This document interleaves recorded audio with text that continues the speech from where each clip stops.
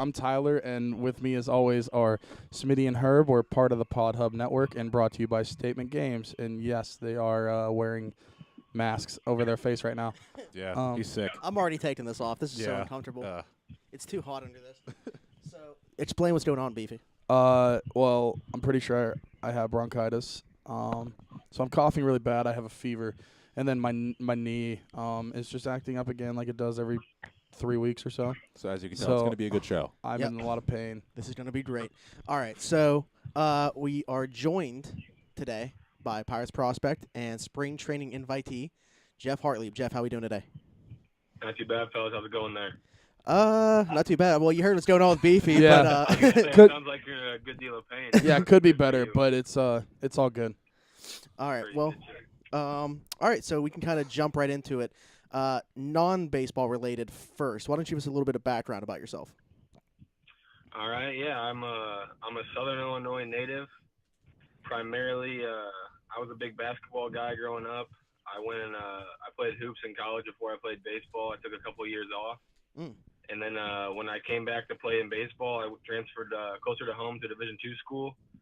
And yeah, I mean, I just got back into it, and the draft called twice. The first year was the Mets in 15, the Pirates in 16, and I ended up signing and got the Double-A this year. So I mean, I'm pretty happy with my progress so far, but looking for bigger and better things in the near future.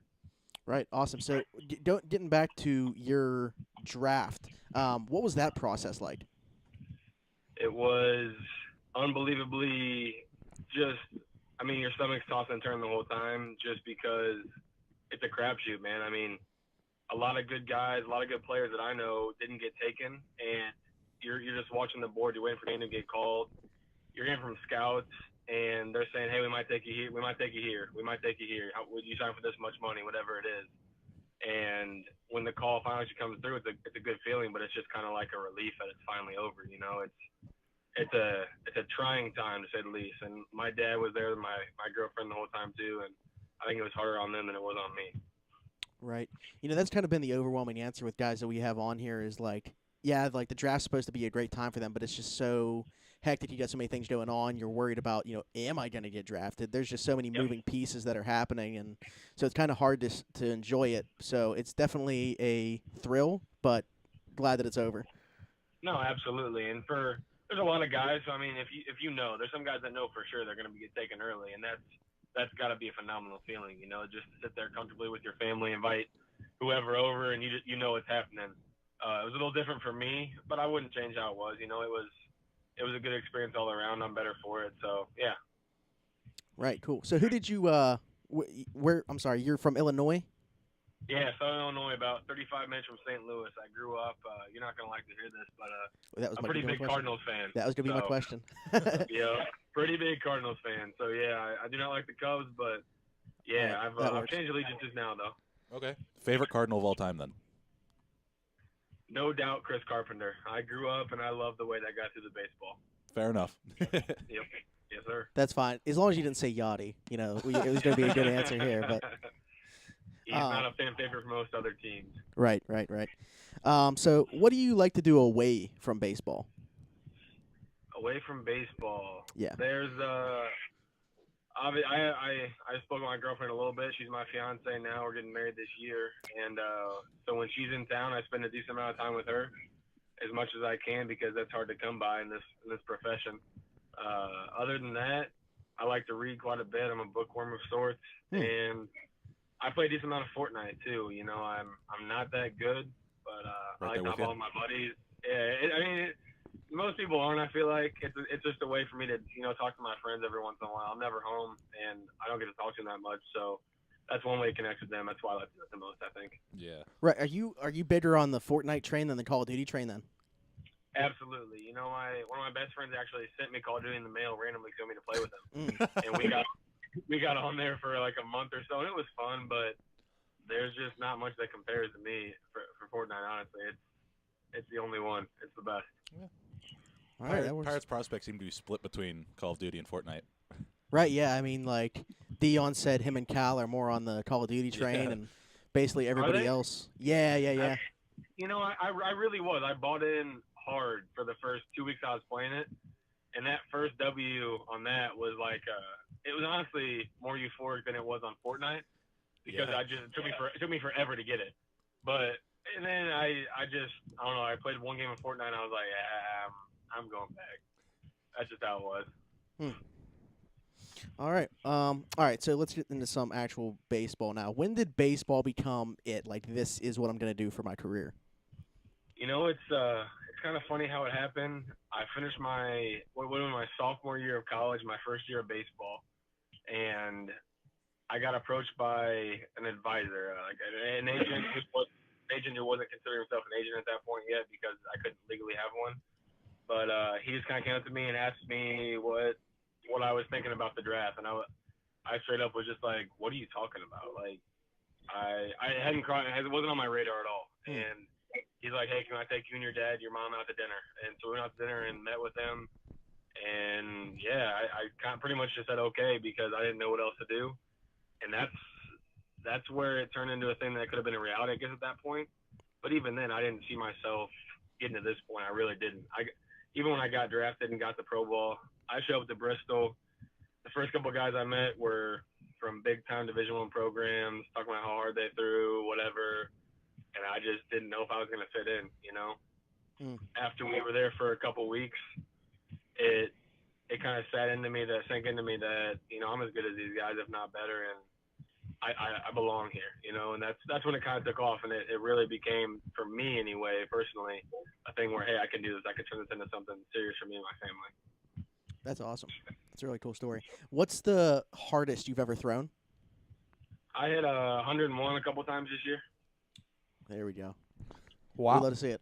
I don't know if I told you this, but when I reached out to you, like, I actually had a friend reach out to me and tell me you got to get this guy on because Really? he's under the radar. Yeah, like I have a friend that follows the minor leagues very closely and stuff like that, and they said he's not real talked about, but this guy throws gas. And I was like, all right, well, I'm down for it.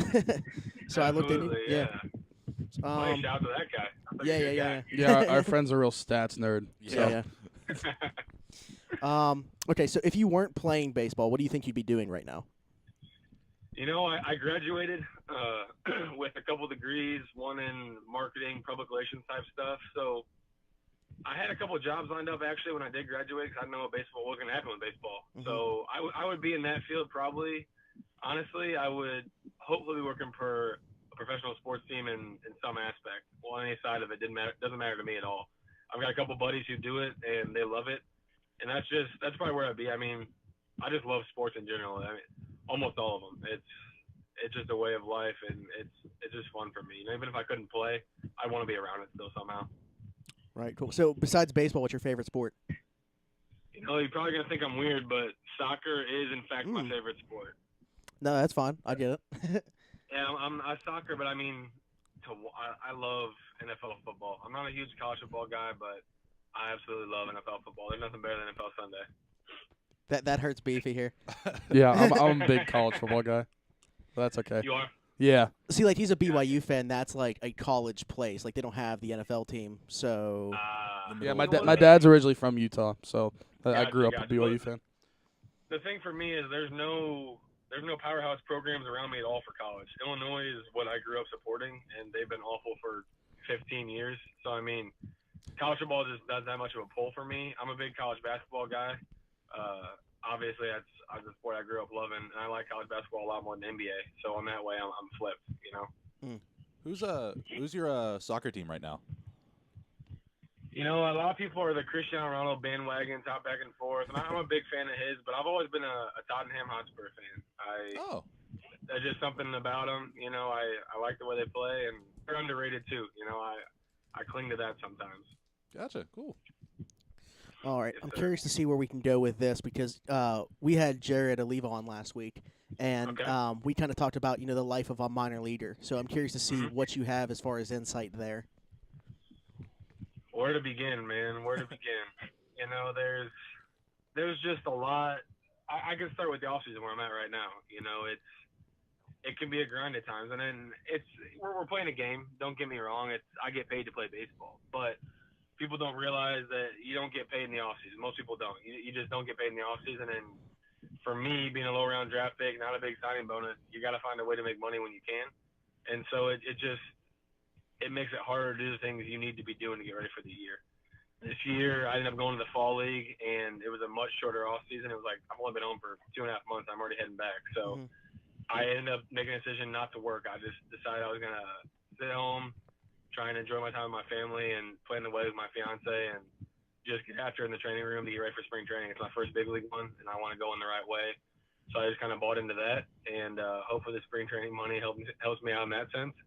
So that's what I'm looking for there. But I mean, other than that, it's probably the same for most guys. Even the guys who sign for a lot, they put most of the way. Their parents take it away for them, and you live like a lot of America does, paycheck to paycheck. You're half your paycheck, your every 2 week paycheck goes to rent. I got a car payment. It's you buy groceries here and there, and you end up eating a lot of fast food. That's just how it goes because you want to try and save money when you can. It's not the best way to do it, but it ends up being that way.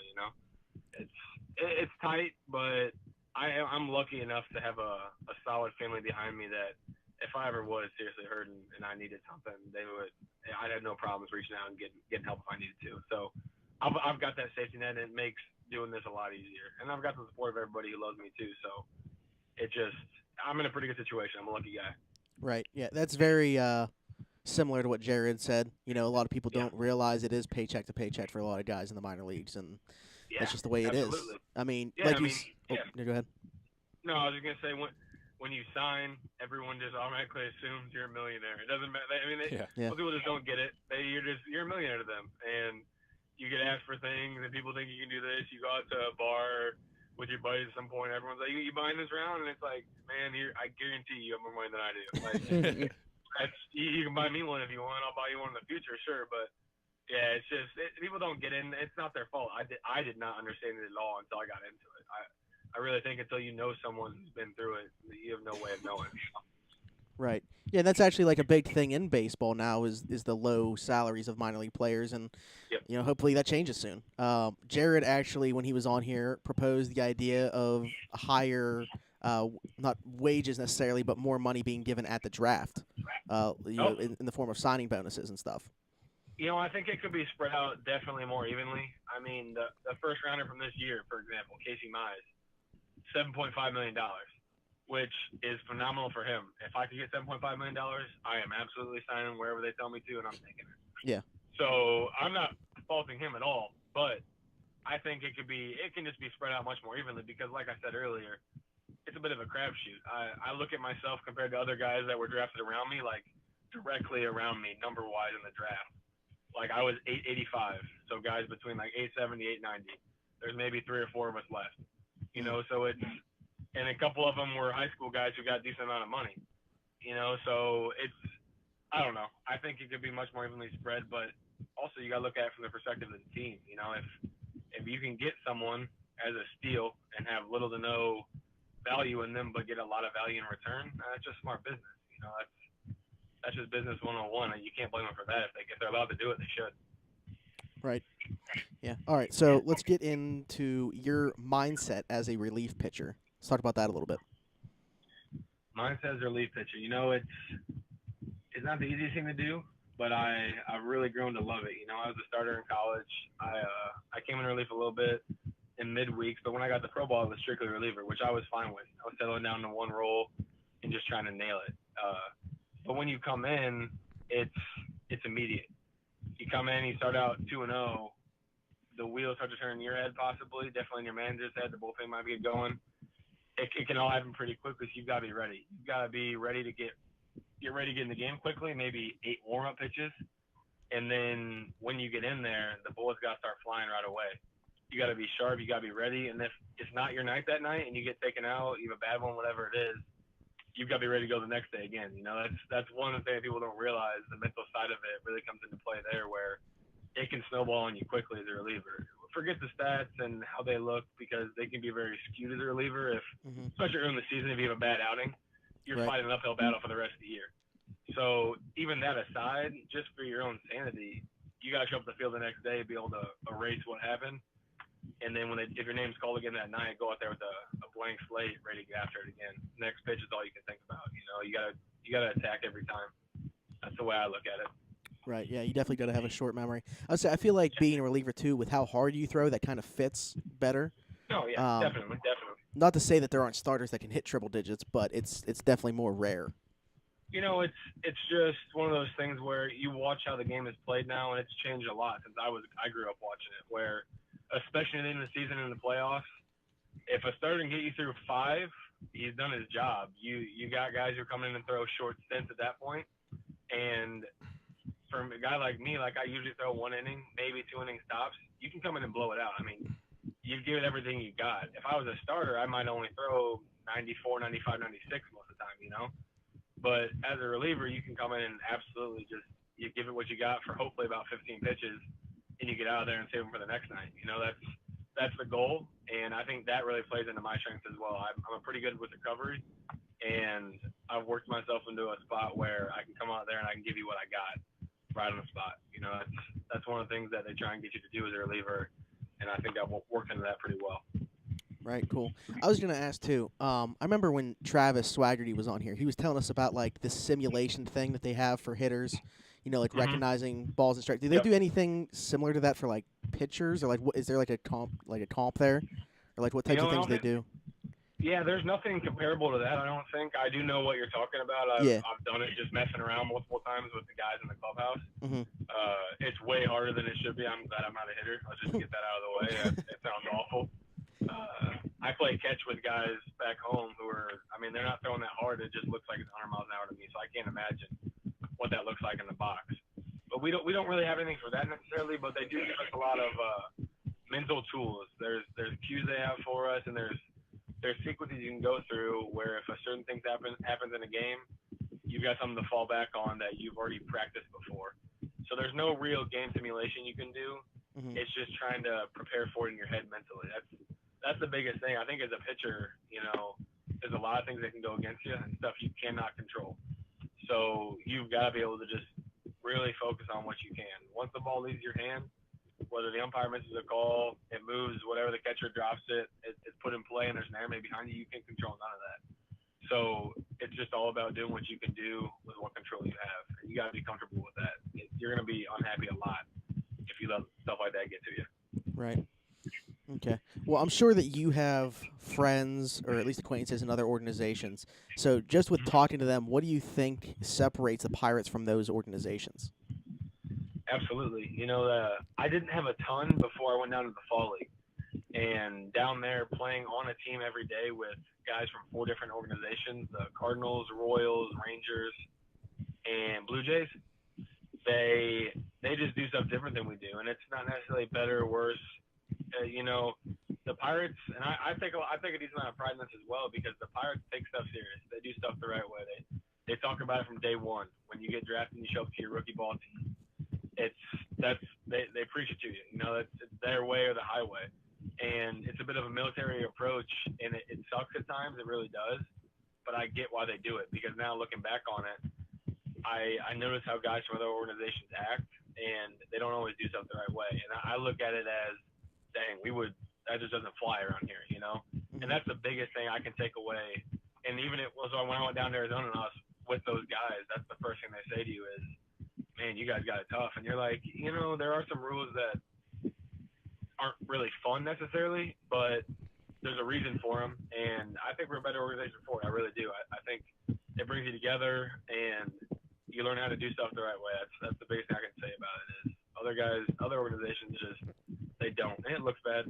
You can tell a difference when you're on the field. Okay, cool. Like to hear that. Yes, sir. What is one piece of advice that you would give to a young ball player? Man, one piece of advice to a young ball player. Yep. I would say, for me personally, play anything and everything you can as often as you can. Not necessarily just baseball. You do not need to go to every clinic, every showcase, spend all this money everywhere. And it's awesome if you have the capability to do that, but I'm telling you, you don't need to do that. I was a guy who basketball was my first love, and it's what I did full time. I didn't play baseball that often. I pretty much just showed up and pitched on days when it was my start day. And it's worked out for me because I think I became a much more rounded athlete, a much better athlete for it. And also, there's not the miles on my arm, the miles on my body that a lot of these guys have. Some of my teammates, I mean, I know they've been playing baseball all year round, every weekend, with practices almost every other day since they were 8, 9 years old. You know, and that's awesome. They're phenomenal baseball players because of it, but it doesn't work for everybody, and it definitely wouldn't work for me. I would have been one of those kids who got burnt out on it real quick. And the biggest thing I can say is just to do what's fun for you. You know, if it's not fun, take a break, maybe come back to it. Because if you end up hating it, you will not succeed. That's just I know that for a fact. I know some guys who are very talented who just the love of the game left, and at that point, it's not good for anybody. You know. Agree. That's good advice. All right. What is your goal, if you have one, for this upcoming season? So this upcoming year, first and foremost, it's to go into spring training. And when they called me and gave me my invite, you know, it was kind of like, hey, we know we want to make sure you know there's not a big chance you'll make the team to break camp, the big league team. But we want you to come in and do stuff the right way, be professional, and just make a good impression on your first spring training. And that's my first goal is to go down to Florida and acclimate myself with the big league team, the big league coaches, just the way they do things, and to put my best foot forward in every way down there, and to go out and just get out, you know, any way possible. I get too fine sometimes trying to strike guys out, get ground balls every time I'm out there. And the truth of it is, I mean, outs play no matter what. Outs are outs. And so I want to go down there and get as many outs as quickly as possible. And, you know, just try and see what I can do. If I end up making the team, you know, that'd be awesome. I'm aware it's a small chance. So I want to do well enough for them to hopefully put me in AAA and then ball out and hopefully get a call up this year. You know, that's what I'm looking for is just a shot. You know, I'll take it and run with it if you give it to me. I just want a shot. Yeah. Make their decision as tough as possible. Yeah, that's the goal. That's always people are telling me, you know, make it the hardest cut they've ever made. Cut you from big league camp. Make it the hardest decision ever to not bring you up to the big leagues. You know, force their hand if you can. That's what I want to try and do. Right. What was the call like when you found out that you were going to be going to spring training? It was pretty surreal, man. You know, I had heard rumblings of it from a couple of different people that I know in the organization pretty well, and I thought it might be coming, but there's always that thought in the back of your head that you just don't know. And when it did happen, I mean, it was pretty cool. I was out getting dinner with a buddy, and I saw the phone call pop up, and it was a Pittsburgh number, and I just kind of figured that's probably what it was. Walked outside, and you know, when you hear the news, it's just kind of like it's a relief, but then it's also like about 5 minutes after you hang up the phone, it's like, all right, now we gotta get going for real. Like it's time now, you know. So it kind of just kicked me into a little bit of an overdrive. It put me in another gear, and I couldn't be more excited about the chance, man. I'm very, very ready for it. Right. So that call or your draft call, which one was better? This call by far. You know, the draft call, it was cool, but it was like I didn't understand fully what it was. You know, I didn't appreciate it, I think, all the way. And this one, I know so much more about the game and how hard it is to get that type of phone call that I just really appreciate it. And yeah, this one was cooler. This one was definitely cooler for me. All right. Yeah, I figured you'd say that. Yeah. All right. Last thing that I have. Where does the name Champagne Harty come from? I'm a big Drake fan. Always have been. Figured, since yeah. 6th, 7th, 8th grade, all the way back to there. And I mean, you know his Instagram name Champagne Poppy. I went for the Champagne Harty look on the PS4. Gotcha. Yeah, I figured that's what it was. I just wanted to make sure. Yes, sir. Yep, that's it. You guys have anything? I was sitting here wondering where that question came from. I'm like, I've Oh, never no, seen no. this before. Yeah. It's his PSN. I was gonna ask. So, obviously, every pitcher needs to take care of their arm, but not every pitcher throws 100 plus. So, is there anything different that you do compared to other pitchers to keep your arm like ready to go at all times? Just because, I mean, throwing even a few more miles per hour is a lot different. Yeah, absolutely. That's a good question. You know, I don't think there's necessarily anything I do that's that crazy different. I just take my arm care very seriously. We have a program that the Pirates have for every person that's pretty cookie cutter. After you throw, you're supposed to come and do these certain things. And there's a place I work out in the off season that they're very elite level pitching. They've done a lot of research and a lot of work into it, and they're getting jobs with big league teams around the country now. So I take what they say to heart, and I have a little bit different regimen than a lot of guys. It's a little bit of weighted ball stuff. I don't do any of the try to gain velocity type throwing where you're running down, curl hopping, trying to throw as hard as you can type of stuff like that. But it's 2 or 4 pound balls, and there's just different things I do with it that get my arm feeling good, and it's different than a lot of guys, but I like it. It's worked for me so far. So you use weighted balls to practice? Yes, I do. I don't. So there's a couple different ways you can do it. There are a ball that's lighter than the baseball, the exact size, a little bit heavier, and then about double the size. And a lot of guys use those in a throwing program to try and gain velocity, to try and speed their arm up and get their arm used to throwing heavier things. So when they do get a 5-ounce baseball, it moves faster out of their hand. And I've never done that. I've just never really had to. I've always believed the weight room and the way you move are 2 of the most important things, and it's worked for me. So I do more stuff that's maintenance, and it's movement patterning basically is the most easy way to explain it to you over the phone. It's nothing like some of the videos you see with like drive line where the guys are running and throwing in the net with lighter balls or a little bit heavier balls. I don't do any of that. This is pretty small, low movement stuff that is just kind of strengthening your shoulder, strengthening your elbow, and your lat. Basically, are the 3 things you really use when you throw. So it's strengthening those 3 areas. Okay. Yeah, Shane. Yeah, that's what I was going to bring up. Last year, our first prospect that we actually talked to was Shane Boss, and Okay. he mentioned that he used weighted balls, and we had never really heard of that before. Yeah, So. him and his buddy Forrest Whitley. Yeah, Oh yeah, and they're both those big are into 2 it. pretty. Yeah, they're 2 pretty big pitchers. Throw pretty hard too. So I mean, there's different ways to skin a cat, no doubt about it. And if that's what worked for them and got them there, more power to you, man. It's something I've always shied away from, just because I've always been taught you don't mess with a good thing when it's going, So Right. I'm just trying to stick with what I know, and that's what I know. Yeah, So, and everyone's different. So. Exactly, and I know a lot of guys I work out with over there in St. Louis that they do exactly what you're talking about, and it works for them as well. It's just not for me. Gotcha. When was the first time you hit 100? Ooh. First time I hit 100 was Bradenton. 2 seasons, I guess it was 2017. Yeah, 2017 season. It was kind of funny. I'd never hit it before. I hit 98, 99 quite a few times. It was pretty elusive, that 100. And then I was walking out of the clubhouse before the game that day. And one of my buddies, Jordan Jeff, he had just gotten called up to us, and I was like, man, I think I'm gonna hit 100 today. I'm gonna do it. He's like, shut up. I was like, I'm serious. It's gonna happen today. And I went out, and it was like my 3rd pitch. It was 100. So yeah, that was the first time. It's very hot down in Florida, so it's easier to throw hard. Right. Did you know, like, when you got back to the dugout, they're like, hey, you just hit 100?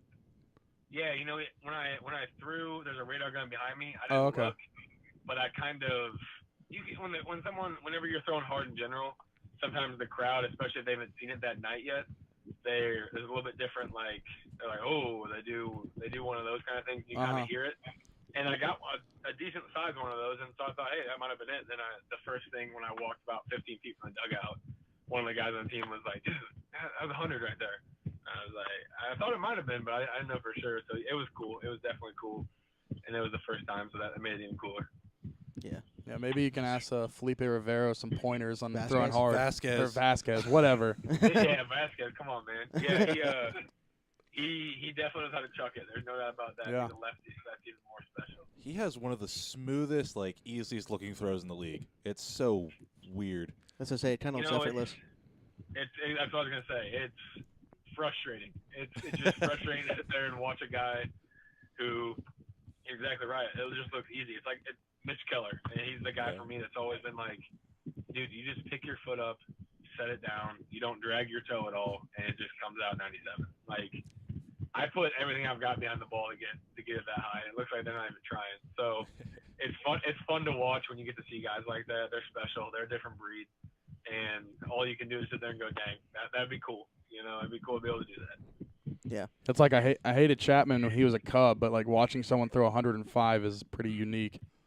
Yeah, there's only been a couple of those, and he's a special one too. Left side as well. That's very rare. I can't remember, completely off topic. There's a actual human limit to how hard you can throw a ball before your elbow just disintegrates. I think it's Yeah. like 107, 108. I was gonna say I heard it maybe 109 was what I heard because Yeah. when they were doing there's a fastball documentary on Netflix and it talks about the way the radar guns were back in the 80s and 90s weren't set up the right way they are now, and they had Nolan Ryan actually clocked at like I want to say 105.7. Like it would have been the hardest pitch ever if he had pitched in this era when they have the actual right guns and everything. Yeah. If I'm remembering that right, I think that's what it was. And yeah, I think they talked about after that. I think 109 was or thereabouts was the actual human max, and I think we're getting close as a baseball population. Most guys' bodies are not built to handle even 100. So Yeah. you push the limits every time you go out there. Right. All right. Well, you guys have anything else? All good. I'm good. Good. I'm happy I didn't cough as much as I thought I would. Not yet. It was a Oh, little yeah. it was a little heavy there at the beginning, but we Yeah, got over I tried to mute the mic, but it just came out. So that was my bad. Conquered. It's all good, man. Conquered It's it. all good. All right, Jeff. Well, good luck in spring training. Congratulations on the engagement, and we will look forward to seeing you in Pittsburgh sooner rather than later. Yes, sir. Me as well. Thank you, fellas. Thanks for having me on. No problem. See you, man. Bye. Take it easy. Good night. I thought you were going to die there for a minute. There it is. There it is. Oh my God. He's got me too. So what I think happened, Is you just okay. instinctively held it in. Well, I held it in, but also when I told you to mute all three of our mics, It picked up through the phone. Mhm. that and I think it picks up through this mic too. The mic on Yeah, on the I still headset. heard it. I was like, Yeah, I heard it too, and it was loud. I was like, That would be ass. oh god. That would this is, be ass. this is better. I mean, that's okay. this is more entertaining than the death run. I don't know about that. That was pretty good. All right, so yeah, that was Jeff Hartley, great guy. Throws gas, so it's gonna be pretty awesome if like he actually gets to pitch in a game that's televised on spring training. Yeah. Which, how many are? I couldn't even. yeah. I don't know. I don't know if that's out yet anyway. Yeah, what is it Think like I'm 5 a or nerd something? like they- that? Yeah, what is it Okay. like? What is it like? They televise like 5 or something. Probably. Yeah. 5 to 7. Um, but anyway, yeah. So guess we can kind of jump right into it after that. Yeah. Did you end up going to Pirate Fest? I went for like an hour and a half. How was it? Decent crowd or Packed. really? Yeah, because everything's so small in PNC Park. Hmm. Ran into Mitch. Good time talking to him. Keller or Nagy.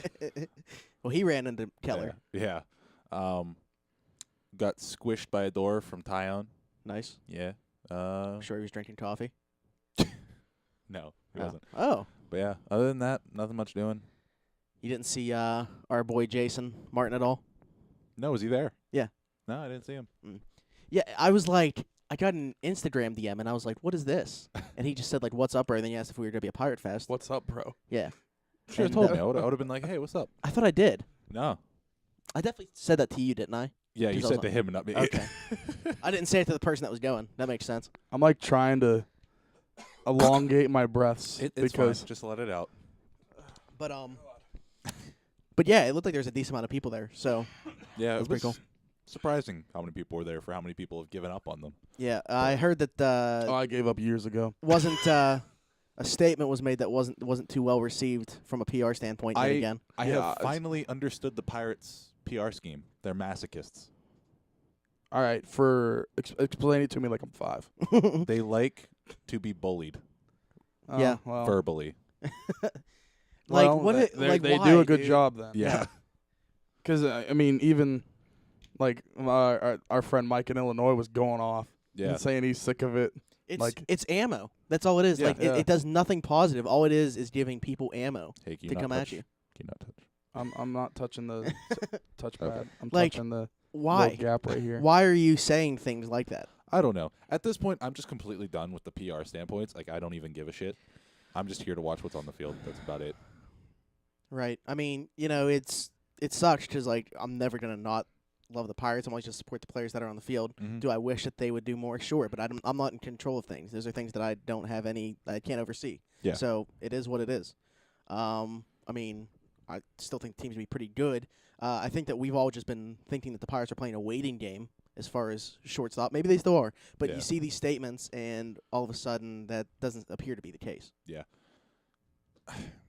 Honestly, I don't think shortstop's going to be as big of a hole as everybody makes it out, but I think it's still going to be a hole that needs filled. I just don't really think it matters. So who's going to be the starter? Kevin Newman? It's going to be a platoon. Him and what's his face? So Kramer? they were asked Gonzalez. Gonzalez. They were asked about Gonzalez. Kramer's second Gonzalez, base. and they said he's a young. He's a younger Freddie Galvis, and Kevin Newman is a younger Jordy Mercer. Oh yikes! That's what they said. That's a compliment? I don't know. If I was Kevin Newman, I'd be like, whoa, Yeah, whoa. wait. I'd be pissed. I don't honestly for the next 2 years. I honestly don't care. Lit. That's But the the weird- content we want. So here's the thing. They keep saying, like, they will add when the time comes or whatever, and they compare the team right now to, like, the 2011, 2012. So they think that, like, soon they will be. But the problem is you have Archer right now, Yeah. and by that time he won't be here. Yeah. Well, What's the point in Because not you had adding Kella. if you added somewhat last year? Like with It- Archer. like, that's what I'm saying. You gave yourself a window, but you're now saying that your window hasn't started yet. Like, right now, for, like, the next 3 years, like, that's when you'd think that they'd be trying to go all in. You know, we're not going to see the Pirates go all in, but all in. If they do go all in, I'd rather them go all in, either all in, let's be good, or all in, let's be bad for a season or two. I was Like, gonna say, don't sit in the middle. That's what pisses off fans more than anything. Yeah, right. I mean, if you're gonna cut payroll, pay nobody any money, and then put money back into it when the time comes. Like, don't hover around this $70 million bullcrap just because you have guys that are gonna go up in arbitration next year. I'll and say such. that he mentioned, or I think Right, but that's Huntington also- mentioned it's how many still- arbitration players there are. yeah, It's that still gonna end up evening out because you have Cervelli coming off the books 2 others. And I can't remember their names. Dickerson. and Dickerson if they don't give him an extension. Yeah. I think they're going to resign him. Apparently, we're trading Marte to the Dodgers. Marte has an option. I believe Archer has an option. Yeah. So it's like the money's not necessarily tied up right now. You would expect those to get picked up.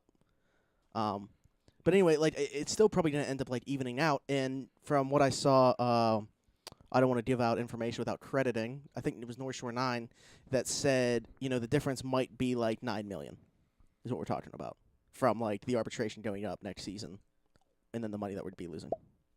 Woo. That's $9 million essentially in baseball money. Yeah, that's sound. Yeah. That's it. But yeah, it's from a PR standpoint, they just need to shut up or get somebody else to literally, talk. Literally, Like, shut up. It can't be these like Huntington shouldn't They need talk, to get. Coonley shouldn't talk. Bob Nutting won't. Like he was. Did you hear about that? Like people were saying. Good. Somebody asked a question about like or said something about Bob Nutting and just got a ridiculous like roar. Like the crowd went nuts for them when they asked about it. Okay. They need to get. Peter Chiarelli. No. They need to get Tomlin They're to trying to talk tank. for them. Yeah. Because no matter what people think of Tomlin, he knows how to run a press conference and say the right things. Right. He knows how to answer questions without saying anything. Mm-hmm. Funny. Neil Huntington needs to shut his He mouth can- and let yeah. Tomlin do that. He gives people an answer that like they'll accept without actually answering their question. Yeah. So if Neil doesn't actually want to answer the question, he needs to do what Tomlin does. Yeah. And not piss everybody off. So it's not going to be like a 1-for-1 comparison, but are we the Oilers of the MLB? No. Like media-wise, front office-wise? Maybe. Yeah. But Because all they need to do is shut up and not open their mouths, but all they do is keep talking. actually, maybe you could argue we're worse. We don't have a Connor McDavid, Well, I mean, you're not going to have that in baseball, really. Mike Trout. Yeah, but how many times has a Mike Trout type player been drafted? Right. Yeah, I mean, There I have don't been there have been It's multiple a- Connor McDavids. it's a very tough comparison. Multiple Connor McDavids. Crosby, Ovechkin. I mean, really, whoever you want. All right, there's two. I think that there is a lot more talent in the NHL than in MLB, like Yeah. elite talent. Yeah. Because I mean, There's look much at more parity. every team, and it's like, which team doesn't have like a superstar? Mm-hmm. How many teams don't have a superstar? Who's our superstar? Not Penguins. MLB. Like, do we have a superstar? Marte. I'd say Marte. Not superstar, but like who's our star? Like top. Like our McCutcheon from a few years ago. Yeah, I guess you Archer? have to say Archer from I guess like a marketing standpoint, even though like baseball marketing sucks, and he's probably like the most household name. I mean, on the NHL team. marketing sucks too, but Yeah, he's probably the most household name Yeah. on the team. then Marte. Yeah, but the thing is too, like the Pirates really aren't trying to market Marte Yeah. as much as like if he didn't have that 80-game suspension, they would be. Yeah. Who cares? From a talent standpoint, yeah, it's Marte, but While we're on the topic, Jameson. Should be Josh Yeah. Bell, but he's a bot. Never Sorry. heard an MLB player get called a bot before. Do you see what Archer said after the right before all the Hall of Fame stuff came out? Mm-hmm. What do you think? I mean, Well, it's what'd his he say? opinion. I don't agree Well, I'm with just it. asking what you think. Yeah, oh, it's- is that where you said that no PED person should be allowed in? If you use steroids, you're a disgrace to the game. Yeah, No, well, Barry Bonds never got caught, so we'll put him in. So, like, I don't have to agree with it. Yeah. Obviously, it's his opinion, and I respect it. That's somebody that plays the game that we are talking about. Mhm. So obviously, he views it a little differently than we do. You Yeah. know, like there's a much higher integrity level, the way that he views players and the way the game's played, such than like we view it. Like we just look at it, it's like this guy had incredible numbers. He would have had incredible Yeah. numbers without steroids. Whereas like Yeah. a guy that Like, plays but- the game, that doesn't matter. I gotta Like, say, I understand where he's coming from, though, yeah, as a player. that's what I'm saying. Like, See, I kind of look at the Hall of Fame kind of like a history book. Like, if you're not going to put Roger Clemens, Barry Bonds in there, you're missing basically 15 years of baseball, essentially. 20. Yeah. right? Yeah, I mean, I can understand that too. I It's mean, just- even not having Pete Rose in there, that'd be a good question for him, for Archer. Hmm. Would you want Pete Rose in the Hall of Fame? Because he didn't take PEDs. He just gambled Right, on his yeah. own Who's, team. who's Yeah. the bigger Hall of Fame snub, Barry Bonds or Pete Rose? Pete Rose. Because I saw a question saying, like, asking that, and people were saying both. Sheer time, Pete Rose. that's tough because it's like the all-time best at two different things. Yeah. Yeah.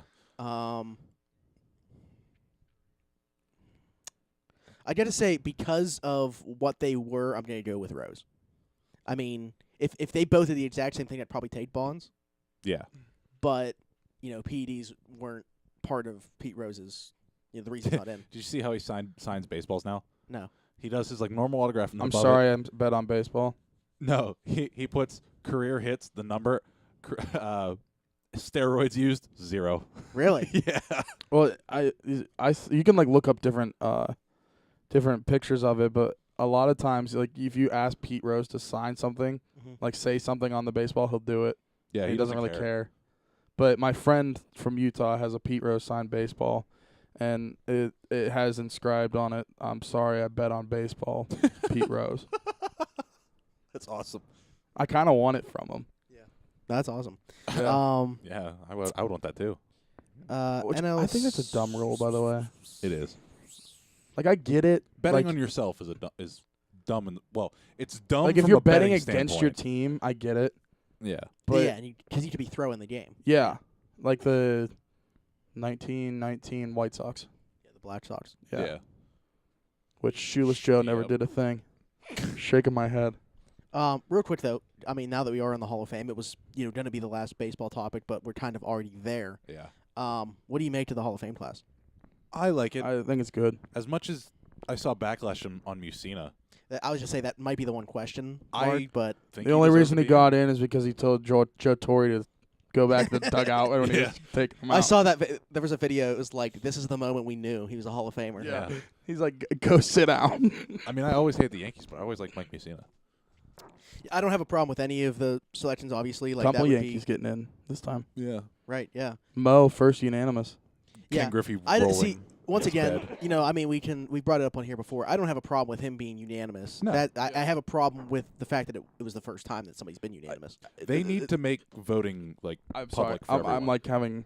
I just started stuttering. Had a stroke. but the fact that Junior was not the first one was that still makes me mad. 3 people didn't vote for him, I can't remember the writer that I saw, Bots. but he's and because I'm pretty sure because of that, the 3 people now you can see everybody who votes ballots. not everybody. Are you sure? Yeah, I'm 95% positive it's a transparency thing that you can opt into. Actually, Or you're a pussy if you I'm not don't. sure. I know, but I think you're right Explicit. that was put there because of the whole Griffey thing, and those 3 writers are absolutely horrible. Didn't somebody quit because of that? I don't know. Yeah, I think one They of the should've. writers just quit because he was like, "You 3 are a disgrace to this committee." It is amazing. Yeah. But yeah, you look at the rest of the class. Actually, Musina and Halliday aren't going to have a team. Logos, yeah. On there. Holidays, I understand. Musina's I'm kind of surprised about. How was his? Was there like some bad blood there or something? I think it was just Or- a split between the Braves and the Yankees, right? Of his career. I just didn't know if something happened with the Yankees where he was like, if I make it in the Hall of Fame, I'm not. I don't think Yeah. so. I think it was just his choice because he didn't want to pick a side there. Okay. But yeah, Holidays, I completely understand that one. Right. I can't. Phillies, Blue Jays, anywhere else? Those are the only two I think of. Yeah, me too. I don't know. Somebody look it up. Roy Halladay. We're doing it like idiots. Yeah. That's 5 other okay. teams. No. Toronto, Philly. That's it. Okay. Oh, cool. Yeah, yeah. So I understand that one as well. We know what we're talking about. Toronto for like 12 or 11 years, 12 years, and then Philly for 4. But he won a World Series with Philly. Yeah. Which trash cat is this, by the way? Why would they Assuming say? it's Geddes. Yo. I'm assuming it's Geddes. Yo, trash cats. We got a you guys streaming tonight? or- Yo, If you are, you should do a death run with us. Sonny Gray you need to carry. deal. He gets traded finally. I mean, we've been Yeah. hearing about it for a while, and then he signs a 3-year extension. To the second worst place he could have been traded to. Yeah. Behind I mean, Yankee okay, Stadium. so if you're not pitching at Yankee Stadium, where would you not want to go? Great Cincinnati. American ballpark. Cincinnati Or or Colorado. Colorado. Yeah. Yeah. And At he least went to- Colorado has length. Cincinnati has zilch. Yeah, Yeah, but we're all about the length. Wait. Wait. big length guys. But yeah, I don't have too much on that other than the fact that I wouldn't have, minded a Pirates deal for him because of the as the fifth part man, that yeah. the part that we pitch or he would be pitching in. Mm-hmm. But there, I just feel like it's a terrible fit. We're not going to see much of a difference from what he was with the Yankees. No. He won't have like the same pressure, I guess. Not pitching in New York. That in itself brings a ton of pressure when you do pitch there. Mm-hmm. But he's not going to be avoiding the long balls. Like that's still going to be a huge issue. It's going to be a bigger issue, in my opinion. The walks were up. That's not going to change based off the ballpark. Yeah. So curious to see how it works out. I was a big Sonny Gray fan before he got dealt to New Yep. York. But I don't want to see him rebound now that he's a Red. Yeah. And I mean, I think we've said it the past couple of weeks. I don't get these people thinking the Reds are going to be, like, great. Like, Matt No. Kemp and Puig. Mhm. Alex Wood, too. Right. I like Alex Wood. I but- do, too, but I don't think he's that big of an upgrade over what they had. I don't think Matt Kemp is going to replicate anything close to last year. And I think Puig's homers might go up, but other than that, I don't Yeah. think he's going to be good enough. I mean, they're receiving credit from the baseball world because they Went out went and out tried. and got players Optics. that have names. Yeah. At the very least. I mean, if it doesn't work out, at least they tried. That's what Yeah. people are going to say. Yep. But yeah, Kemp and Puig are just rentals for this season. Yeah. So, are they going to bring those guys back? I don't know. Probably You going not. to shell out the money for them? I don't One's know. what, 36? I don't know how old Kemp Kemp's is. pretty old, Yeah, man. he's got to be getting up there. Yeah, because it was like a uh, reincarnation of him, like from 6 or 7 2009. years ago. Yeah. Last year was. Yeah. All right. Insanity. Speaking of a former Matt Kemp team, the Padres, they are keeping tabs on like all the top tier talent available. But yeah, Eric Hosmer. They want to schedule a face-to-face meeting with Machado in Miami before they show serious interest in him. If you give $140 million to Eric Hosmer, And So how do you- if they didn't give that to him, they probably already have one of these guys. Agreed. Yeah, They I also gave Jared Weaver money when he was already washed. So, yeah, of course they're going to sign you whoever give they can. $140 million to Eric Hosmer, that means you should give like Machado like $500 million. If we're comparing what they're worth. Right.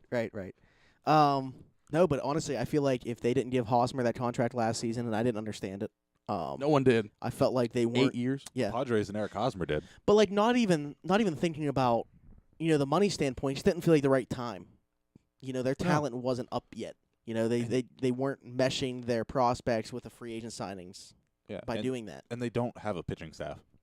They really Right. don't. Yeah. I mean, They had Brad anytime we bring them up, the only people we mention is like Will Myers and Hunter Renfroe.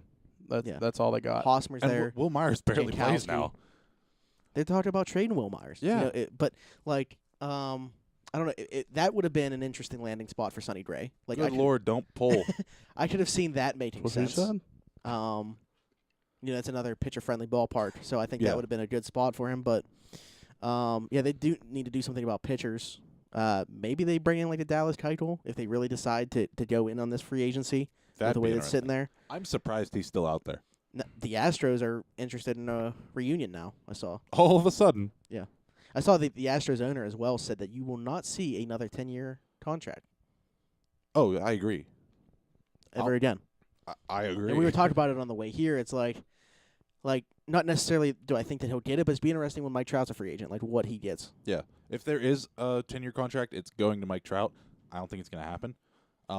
After that, I really do think at some point in time down the line, they're going to do something like the NHL did where they limit deals to a certain amount of time. Well, look at the NBA right now. I mean, It's nuts. it could be like that. We could see something like that where guys are signing like 1-and-1s, Mhm. 1 year with the second year being an option. And it's because these guys want to max out every single year. Now, in the NBA, it's different because there's a Salary constantly cap. changing salary cap that is going up. Yeah. So every year these guys are opting out to Yeah. get the new maximum contract. Yeah. So there's a reason behind that. But, I mean, I can see something like that happening where guys are just constantly wanting to re-enter free agency. Good God. He's dying. So, I mean, we'll see what it goes more towards. But, like, we're probably definitely going to see a lockout. Oh, 100%. And you know whose fault that is? You're going to say Scott Boras? Bob Yes. Nuttings. No, Scott Bob- Boras. Bob Nuttings. We got The it. Pirates single-handedly. Last thing baseball He's related. actually dying. The Red I'm better. Sox are postponing their White House trip. Well, I mean, the government's back open. That's why they postponed it. But it's back open for 3 weeks Yeah, they now. wanted to make sure they didn't get the McDonald's and Wendy's treatment and But they would. They will. stuff. Just I, don't I, go. I thought that was hilarious, to be honest. Like, I actually enjoyed that. Yeah. The fact that that's what Clemson go. I don't know how they felt about it. They said they didn't care. Like, Every but player I saw say they loved it. Yeah. And then I saw someone tweet. It's like, it was like, can you really blame them? Because like, who wants to like roll up and like eat some caviar? Just give me a bunch of Big Macs. Yeah. I mean, I don't think it mattered either way. I think either way, they're happy they get free food. You know? I would love that. Look at them. Yeah. Except for Kyler Murray. Oh, wait. Never mind. Wrong. Wrong team. Tries to talk He- college, no, college no. football once. No, he was on my head earlier today. In my Pause. head. I hate you. I hate all of Trevor Lawrence, I'm curious to see how he did with the buffet. you. Yeah. He said he loved it. Okay. Yeah. All right. Also, before we move on from baseball, I just wanted we brought up the 1919 World Series, so I said Shoeless Joe Jackson didn't throw it. He in the series he batted .375, had .394 on base percentage, and .563 slugging. Yeah, that was not his fault. Yeah, he didn't throw it. Put him in the Hall of Fame. You bots. Good Lord.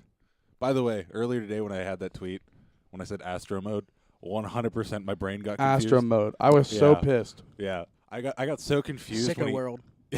when he said that back to me. I was so confused. And I'm like, wait, I did drink a beer on an empty stomach. Yeah, that might be it. You tweeted the picture of the Southern Tier beer. Yeah, at 11. What in the was the morning. caption? This is my greatest accomplishment because it was the best picture I've ever taken. I was so disappointed in you. Why? That's the best thing you've ever done. That's the best picture I've ever taken. All right. Cruella's triggered. Moving on from baseball and doing the hockey. Beefy is toxic. Thanks, Devin. Glad you know what toxic means now, you freaking bot. I hate that you watch streamers. I'm just gonna say it. Pog you. Oh man. Switching to hockey, not a whole lot Slide to that talk way. about. The Pens were playing the night that we last recorded. They had one game after that, and now they've been on a bye week. But we are at the All-Star break now. All-Star game in 6 minutes. Right. Who's going to win the All-Star game? The Metro. What do you think?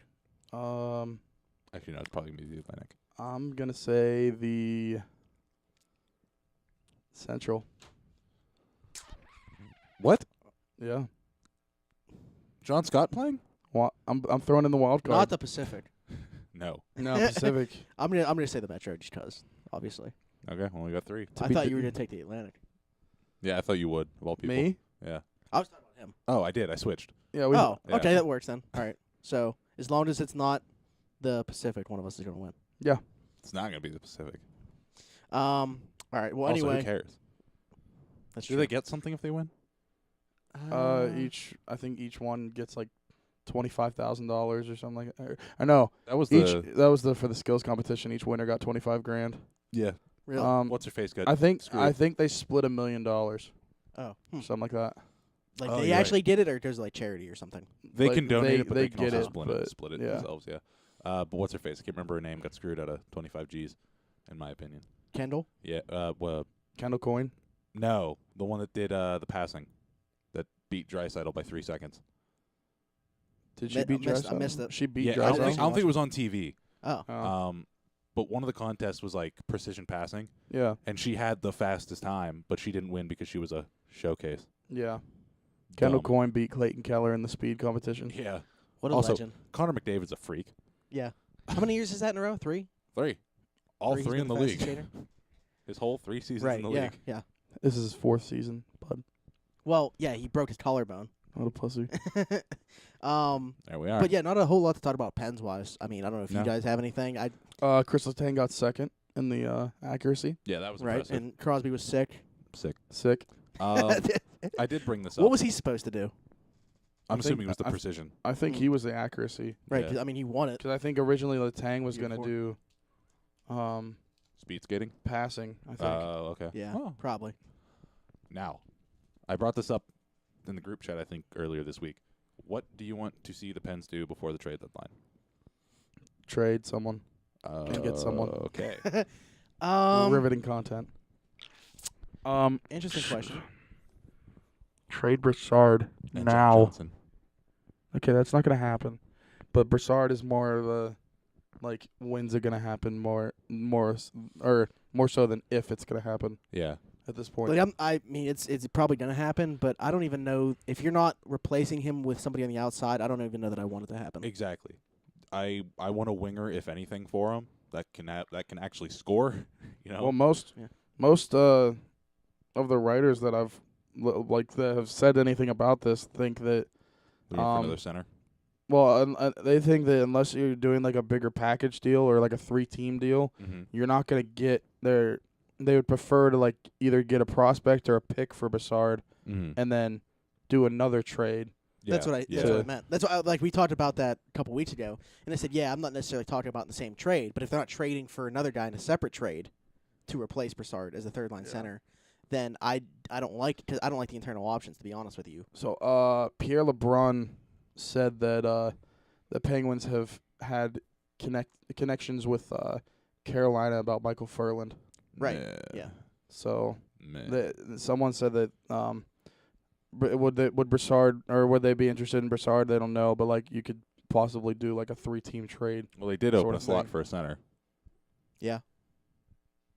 So That was a good deal for them. yeah, Getting Nita right. He has 4 goals in 4 games since going there. don't even get me started. But yeah, you don't like the idea of Furland? I don't.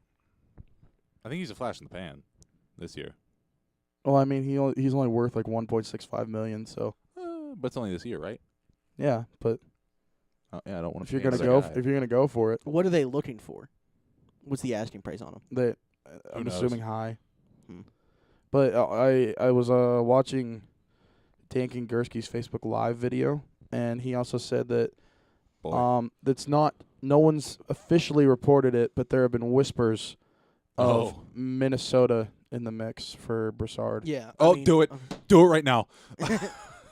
But he said the Penguins might be considered to look at depending on the asking price from Minnesota is Eric Stahl. Oh, Yeah, I've heard him. I've heard Coyle. Yeah. I would being really mentioned. like Coyle. Minnesota, where are they at in the standings? I mean, They're like hovering around a wild card Yeah, spot. Stubbs. Imagine knowing basketball. Because I guess there's like multiple teams in that area where they're at points wise. Yeah. But in the next like month or so, it'll probably like even out where people officially are. But they're like right now they're hovering around like the so wild it card area. makes they're probably going to So. buy. Oh yeah. or sell. I mean, they already the started next selling. the do next both. month Do they both. Yeah. might decide because trade deadline is what February 25th. Something like that. It's 20 It's a something. Monday. Yeah. Yeah. I think it's the last Monday in the month. Yeah. In that case, it would be the 25th. But yeah, they added a center. They got rid of a winger. Give me Charlie Coyle. That's my conclusion I don't there. know. I think I'd rather have Eric Stahl. Eric Stahl is your third line center. What are their prices?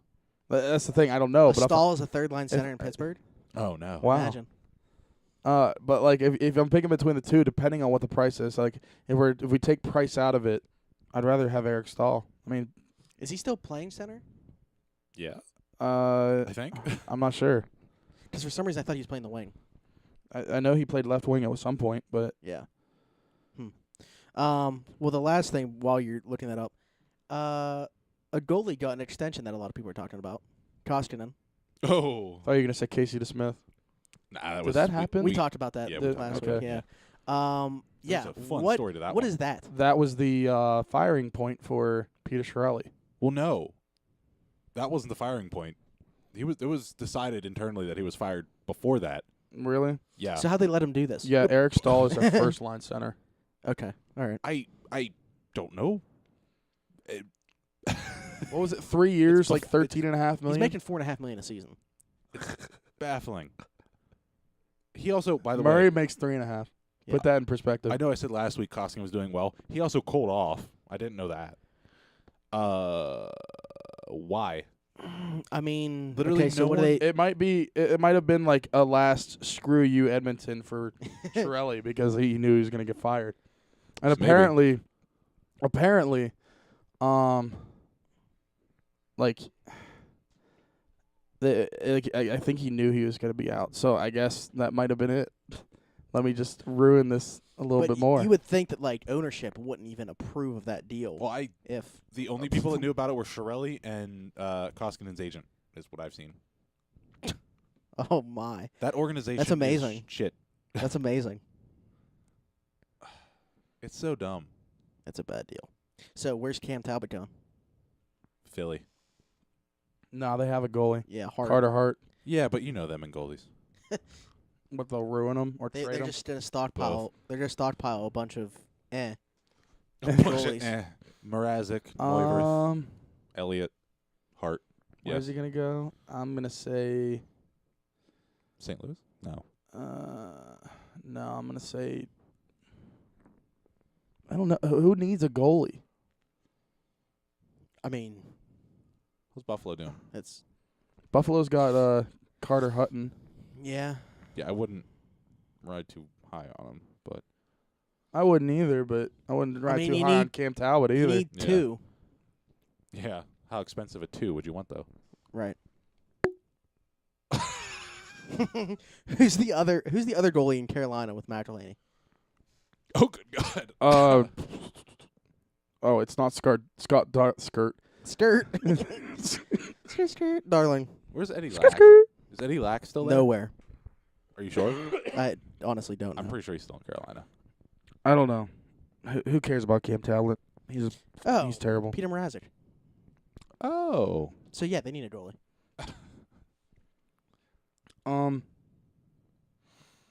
How long do the Oilers have? Like, how many more seasons before Connor says I want out? 2. Like, how many more seasons do they have to like right the ship? Not necessarily win a cup, but like move in the right direction. How much are they paying him? 12 and a half. Yeah. Forever. Forever. 2 years. I'm saying 2 years. I mean, eventually, I think like if they're not going to win, he'd want out, Oh, yeah. Anyone would. and any team would take him.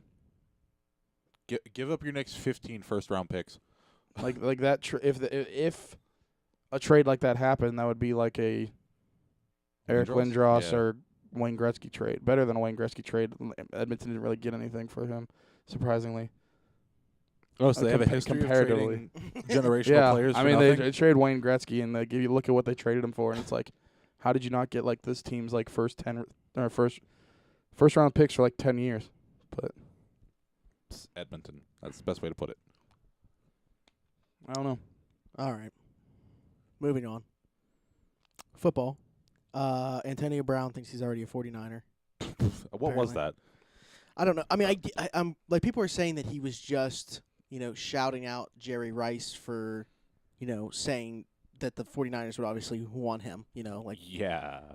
But if you're on a team, you don't put yourself in another uniform. No. You don't put a picture of yourself in a different To uniform. me, I think that might be like, if for me personally, like that's like the final straw. The big Like fuck you. you don't post a picture of you in another team. You're on a team already. Yeah. So it's like, I don't care. I'm done with you. I don't get this whole thing. It's almost people act like he's a free agent. Yeah. Like he's not. He's under contract for this year and 2 after, and it's not like the pay is a problem. People are like, I see people commenting like, "Get your bag," and I'm like, "What are you talking about?" Get Yeah. your bag. The Like- highest paid wide receiver in the NFL. I don't understand it at all.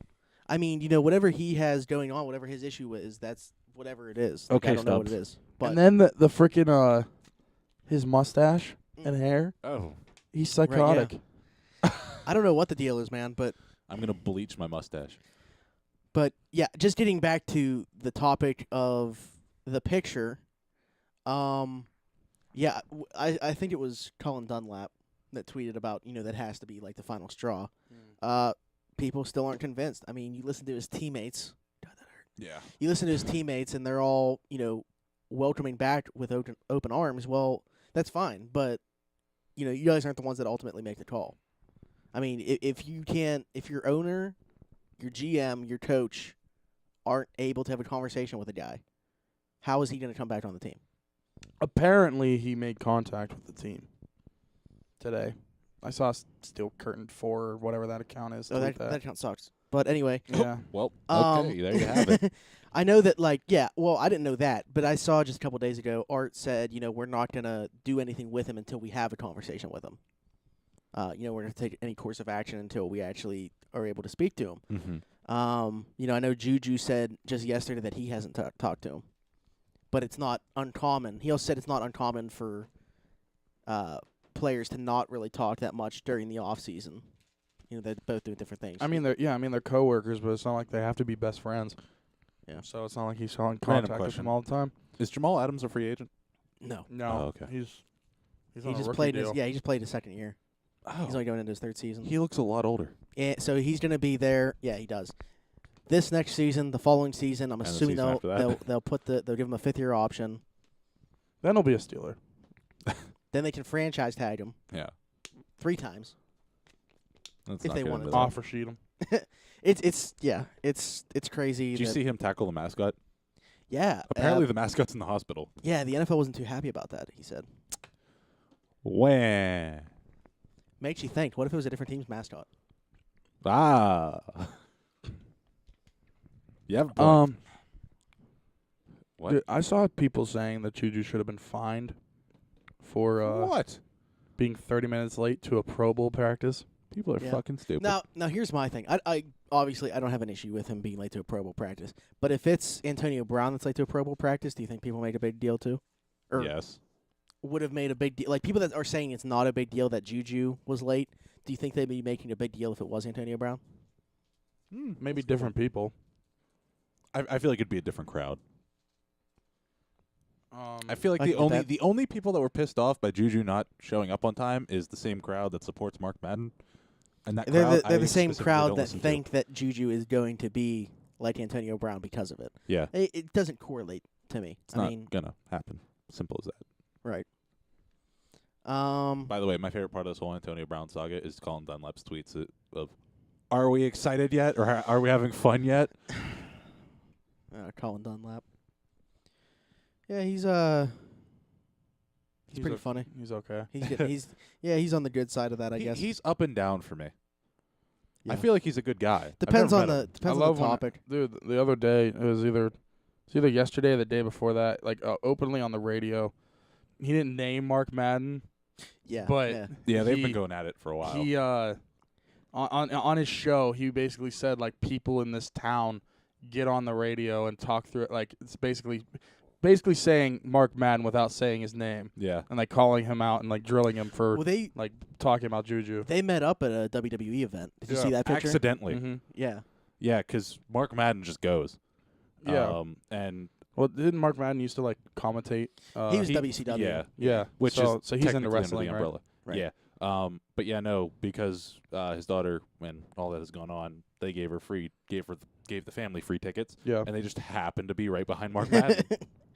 That's great. At the day of the whole first little headbutting situation. I mean, I don't think they hate each other. I just think they really disagree on this. Yeah. Yeah. Because Mark Madden, I've listened to, I heard Mark Madden say on his show before that someone like called in and like asked if you could replace someone, like if someone replaced you on your show, who would it be? And he named Colin Dunlap and Chris Muller. Really? Yeah. He used to be a big DK guy. Like Dayon would step in for him. Yeah, when and he you was know off. what happened? No. DK came out as a creep, and Mark Madden was Well- like, I kind of have to back away now. Or Have he you could seen been his like, Twitter, he's the though? same as me. Yeah. Le'Veon apparently wants to be a Dolphin. You know, I don't know how much truth that's just a report. And I could see it. So, you know, was that on here that I said something about that? It might not have been. I I might don't have been think so. talking to people. Yeah. But like people were talking about, you know, Colts, Jets, Raiders. I said watch out for the Dolphins, even though I think that they should be utilizing Kenyon Drake a lot more than they do. Oh, yeah. But you know, that's his home, Miami. Mm-hmm. He would get to lose to the Patriots twice a year instead of once. Although they, you know what, they normally play him pretty tough in Miami, so maybe just once. Yeah, But, they beat him once this year. yeah. But you know, it would make a lot of sense. That's kind of the area that I could see him playing in. I don't know. I mean, to me, the favorites are probably still. You say the Colts, right? The only reason I say the Colts, I don't think they necessarily have the need. I Yeah. just think, like, you look at their cap space, and it's like, if we really want this guy, we can sign him. Yeah. See, for me, the way I'm looking at it is like I'm looking around the league, and I'm like, is Le'Veon Bell better than this running back, like Elijah McGuire or somebody with the Jets? It's like, sure, but Elijah McGuire played pretty well there. Is he close to $20 million better than this guy? No. No, exactly. And, like, this year was probably the worst thing to happen for Bell because, especially with the Chiefs, I don't even know the guy's name the last Williams? few games of the season. Damian season Williams. Yeah, he playoffs, actually came from the Dolphins. Fair enough. Yeah, no, he just destroyed it. And he's getting paid what? Nothing. Right. Yeah, he actually turned down less money and took on a smaller role with the Chiefs just to play for the Chiefs. Yeah. It's almost like he knew what Kareem Hunt was doing. Oh, no. Maybe he did. Maybe he did. he Maybe set it up. he's the the one- leak. He put the camera there. Wait, did you see that the Bears have interest in Kareem Hunt? Or could have interest? Yeah. I mean, I guess you lose Jordan Howard. That's not bad to pair with Tariq Cohen because he's more just a receiver. Yeah, but, But- you're treading on thin ice while doing that, Yeah. like from a PR standpoint. Yeah. There were a couple teams, supposedly, they weren't named, that were interested in him. Steelers.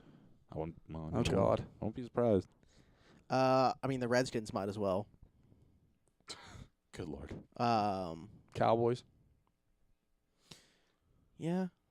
I mean, a team that is going to do it, you know, just embrace the villain. You know, Patriots, sign them. Oakland. Like, embrace Did embrace what you are. Did you see Alex Smith's leg? Yeah. That The- is horrifying. The way that you mean, like, now? Yeah. Like, Yeah. what do you, like, You know how when people have, like, neck surgery or Right, something okay, like that, they have that's that what I big- thought you were talking about was, Yeah, like, the... They basically have that on his leg. Right, yeah. That is horrifying to me. Yeah. I know, it's crazy. They said that they're optimistic about him playing again now. Yikes. You know, it's crazy 'cause there was This? talks of, like, This thing? Yeah.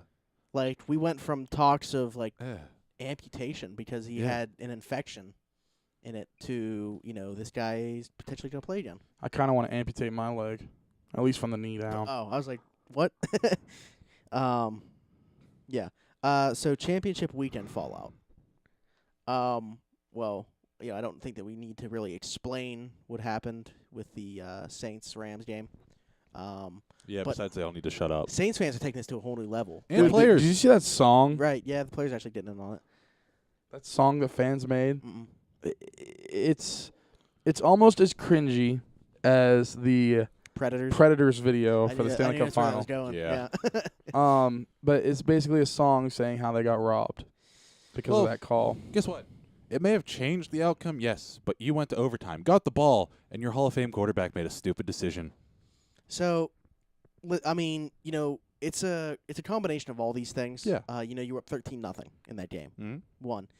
That play obviously changed the game. You have a first down after that. You didn't run the clock down to 3 seconds. Normally is where people run it down to, and then kick the field goal to end regulation, and you're going to the Super Bowl. Mm-hmm.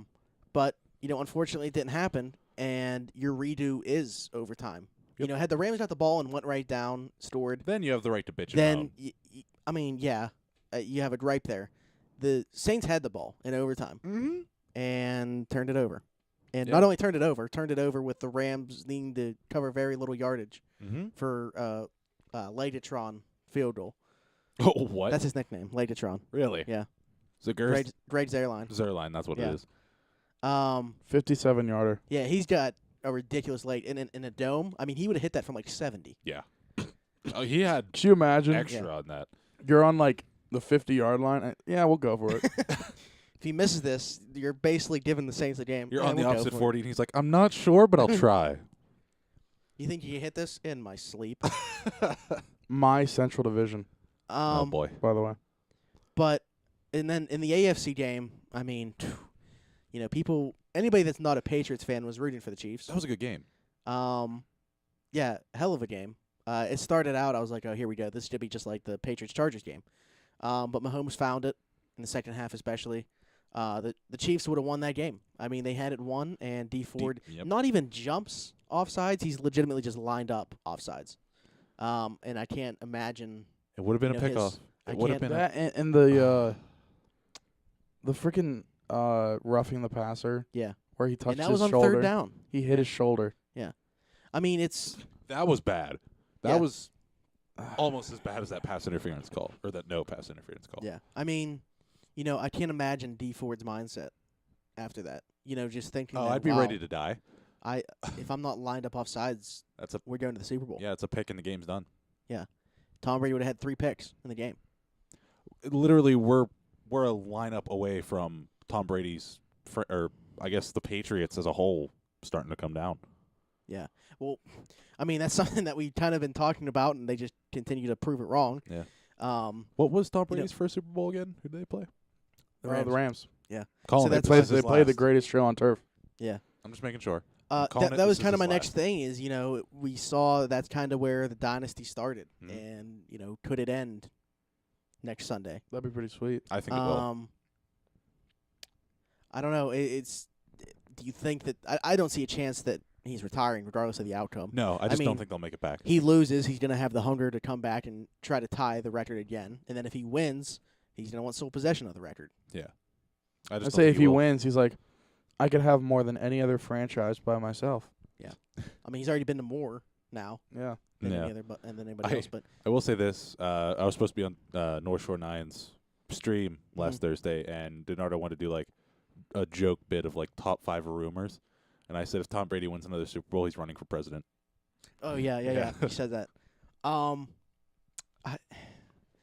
Listen though, if he does lose, if the Rams win the Super Bowl, that makes him 5-4 in Super Bowls. Yeah. Not that great of a record. Aren't you a LeBron fan? yeah. Hey, listen though, but in the NBA, you have to play super teams. Like he's been on some, but Yeah, but like, he had to play Eli his- Manning twice. yeah, Come yeah, on. Tom Brady is the super team. that's true. But anyway, yeah, I just thought about that. I was like, if he loses, you got 5 Super Bowls. That means he would have 4 losses. This is his 9th. Yeah. He's been in 9 Super Bowls. I think The if he Steelers have been to 8, and that's Yeah. the highest that any other team. Like the Patriots have been to 11. Total. 2 before him. Brady himself has been to 9. Then the Steelers have been to 8. That's so frustrating. It's crazy. It's stupid. He's been to the Super Bowl like half the time he's been in the league. He's been in the championship game 77% of the time. Mm-hmm. That's higher than anybody's completion percentage in NFL history. That's higher than first pitch strikes in baseball. They were don't showing wanna- like a by the numbers thing. I don't want to hear anyone bitch about baseball's winners are always the same. It's always the Yankees or Red Sox. No, the NFL's worse. Well, you know the Patriots will be there. You don't know the Yeah. NFC, but Still. yeah. Still. Is he the GOAT? Yeah. Yeah. I mean, I see. The thing is, to me, I still see so many people say he's not though, and I well, just don't. he's get never it. just gonna. salty. They're He's just never salty. gonna get rid of that reputation. The thing that, like, I was talking on PlayStation with I think Ryan and Stubbs, and I was just like, it's weird because as time's gone on, I've kind of always appreciated Tom Brady, but I don't even really like dislike him anymore. Like, I hate the Patriots, but like him, I have a hard time disliking him now. Like, Yeah. I just more and more have appreciated it. What he's doing. I Yeah. mean, you can think about really. You can I think love hating whatever the you, guy. Yeah, you can think whatever you want about the cheating accusations and if he was caught and blah blah blah. Yeah. You can't take away what else he's done. It's like Especially it- now. Like, what's now? Like, what Yeah. has happened recently? It's like I saw the picture on Twitter or Facebook, one of the two, of Anchorman 2, I think, where or maybe it's the first one, I forget, where he's like holding the other news anchor holding Ron Burgundy on the ladder. He's like, I like with every ounce of my being, I hate you, but damn it, do I respect you. Yeah. Yeah. Right. Yeah. I mean, it's been fun to. I want him to retire. You know, because I'll appreciate him even more. It's been fun to hate the Patriots. I And just- it continues. I at least can't for wait till he's up for the Hall of Fame nomination and everything. Just because people are gonna be like, he cheated. now. Do you know? I was looking back in an article too. In 2012, they were saying it was time to trade him, and like the picture that they had on it was him in a Cardinals uniform. And I Hmm. was like, it was on Imagine- Freezing Cold Takes. Put it up. That's who it was. Yeah. Yeah. Imagine thinking trading a franchise player in the NFL. Yeah, and there was another. So somebody wrote I can't remember who this was. Somebody wrote a book called Belichick, and it's literally just about his legacy. Mhm. That same person, he wrote an article years prior when Belichick got hired by the Patriots and said it was a terrible hire. Ooh. So it's just hilarious how things have come full circle for that franchise. 'Cause they were the laughing stock of the league Yeah. before those guys. What does that say What for the they've done. Browns then? You know what the Browns are on this list to be talked about. So I guess we've talked about the Patriots enough for a Pittsburgh podcast. Also, Yeah. the Mellow C says Sean Payton lost the Saints game. Hmm. Yeah. Yeah. I can see it. but also that video was making me so mad where it looks like the ref is telling the other ref to not throw a flag when if it's like zoomed out just a little bit more, you can see him telling Sean Payton to get off the field. Yeah. But like people have to crop stuff to fit their narrative and everything. So Adam Vinatieri is coming back for his Legend. 24th season. He'll be Legend. 46 years old. Legend. Too bad the Colts missed that one in that Colts game. Rough playoff game for him. Yeah, against the you wouldn't Chiefs, want to but- go out on that.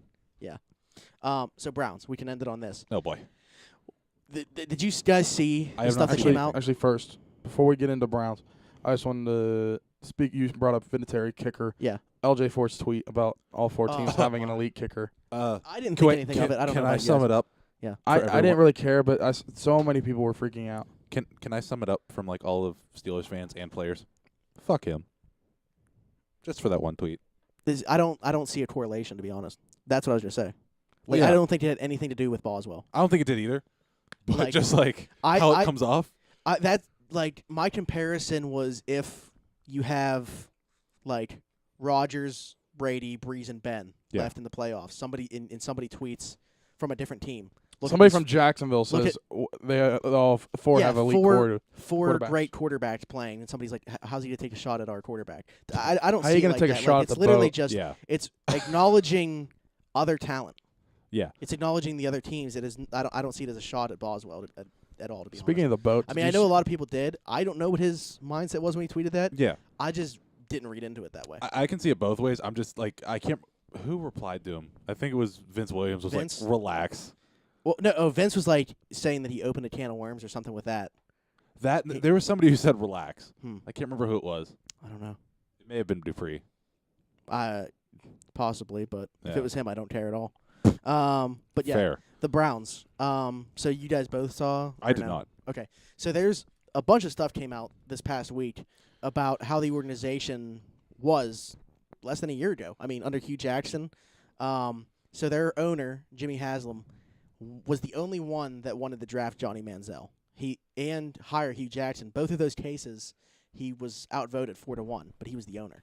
They were going to hire Sean McDermott, who's the coach in Buffalo, and I think he's actually pretty good coach. Yeah. I mean, not surrounded with a ton of talent there right now, and they were going to draft Teddy Bridgewater instead of Manziel. That hasn't turned out great. Well, due to injury too. I mean, but yeah, like I said, like Haslam was outvoted 4-1 on both of those. So there's that. One time during film, they accidentally showed porn on their projection. Wait. Yeah. Wait. All right, let's just play this. Let's watch this slant. That's a nice slant. That's Stubbs, by the way. When the Browns are When when Ben's Ben is gone, the Browns will be the team to beat in the division. I could see it. Yeah, I mean, with how it's looking right now, they're definitely on the upward trajectory. But that's what I'm saying. It's like crazy how dysfunctional it was just less than a year ago, and how stabilized it is now under Dorsey and Baker Mayfield. But so also, I can't get that image out of my head now. I'm yeah, sorry. Just like when Hugh Jackson, porn. Yeah. Which you can't just get like point out of your head? just like watch Ben, watch how he drops back. Wait, that's Mia Khalifa. wait. What but- terrible taste. Yeah, who's gonna put on Mia Khalifa? I don't know. But anyway, what was the last part that I was gonna say regarding this? Was I'm it sorry. whenever they told Hugh that they're fired? Right. Oh yeah. He asked why, and then told them, Get the F out of my office. "Yeah, get the F out of my office." Well, it's not your office anymore. You're fired. Yeah. So what do you mean? But this, you got to read a little bit about this. Yeah. It's hilarious. When we're done, when we wrap up here, because there's just so many things that went on, and it's crazy to think that they very well could have had a winning record this season. Should have. Like after that, it would have been great though if we could have seen that happen with the film thing on Hard Knocks. Oh. Just like blur the screen. Well, it's on No, don't blur the HBO. screen. It's on HBO. Oh yeah, that's true. Show it all. No. But yeah, can you imagine like Put it on Skinamax. Art Rooney going into Tomlin's office saying, "You're fired." Obviously. And I'm just like, get the fuck out. And he just says, "Get the F out of my office." I could see it. No. I can see that happen with AB. Yeah. Get away AB, from my locker. You're fired. Get the F out of here. But yeah. So the Browns, man, it's. I agree. I think they are on the upward trajectory. Yeah, I don't see how people can hate them anymore. I Hate said, them. Yeah, like you can't hate the Browns. well, yeah. I mean, I want to beat them. I want to beat them, but Two I times never every really season. hated Well, yeah, the Browns. but I ever. also would root for them against both the Ravens and Bengals. Well, And- yeah, I root for them against anybody. I mean, even though I shouldn't, just because like obviously. Well, they're- soon, yeah, that's you're what gonna their have to division- not. Yeah, That's but what I I mean. root for them against anybody, just mainly because I love Baker Mayfield.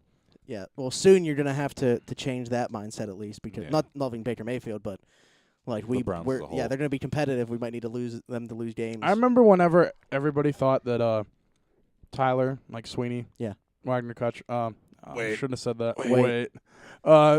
Was crazy for saying that we should have drafted Baker, or like the Steelers should want Baker Mayfield. Obviously, that he was taken over number one Yeah. overall, so it doesn't Yeah. matter. But like so many people called him out for it. Mm. But look, See, look yeah, at we it wouldn't now. have been able to make that I hate when transition. he's right. We wouldn't have been able to make that transition like the Browns did. Like it was perfect timing. Yeah, Um, he should have been the starter. Well, off the yeah, bat. if they any, were- any year is perfect timing for the Browns. Yeah, I mean, if he was the day one starter, who knows? They would have been in the playoffs. They might, they might have been the team that the Chargers beat. But, My Central, Playing they're the winning 7-1. Pacific. Yeah. but it is what it is. The Good Browns. lord, crunch louder. So right now, early God. look at the 2019 AFC North. How are you ranking it? I still have the Steelers first.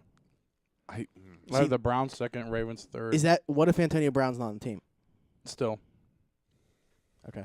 I still have the Steelers first. Yeah. Whether I he's mean, this on is the team very or off early the because team. so much could change. I mean, I don't think Lamar Jackson's the answer. no. I don't think the Steelers are going to come in first. I do not think the Bengals are going to have any chance. I think the Bengals are clear cut the fourth. Oh yeah. If I'm saying like right now. Yeah. How many times am I going to predict something and it happens the year later?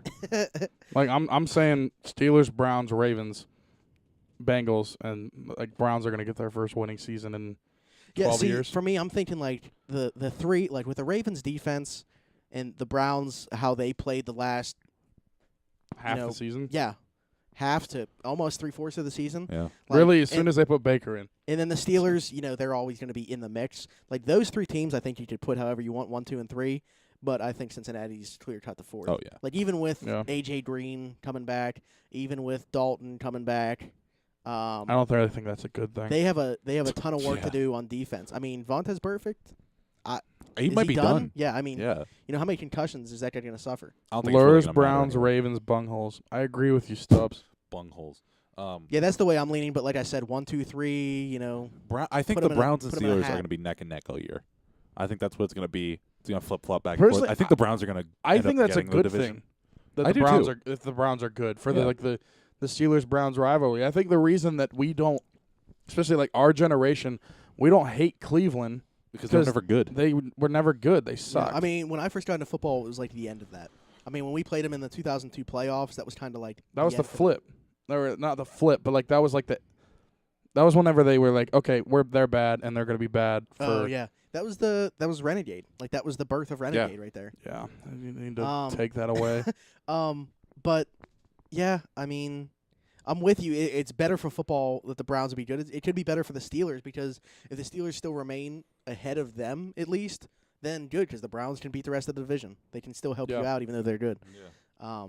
But yeah, that's about all I got. Yeah, I got nothing else. All right. All-Star game's going on. Pacific's getting the shit beat out of them. Doesn't But- matter. The Metros don't win. Shocker. But all right, yeah, you can if you are listening on Twitch or watching on Twitch, I should say.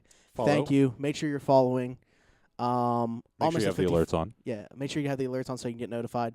We're almost at 50 followers. At that point, we're gonna do a giveaway of something. I'll send you my hat or something. Sign. we'll autograph something for you. But anyway, Yes. but follow us on Autograph Twitter. something. Follow us on Instagram. Follow us wherever you may be listening. If it's not on Twitch, head over to Twitch to watch, and we'll talk to you next week. Bye bye.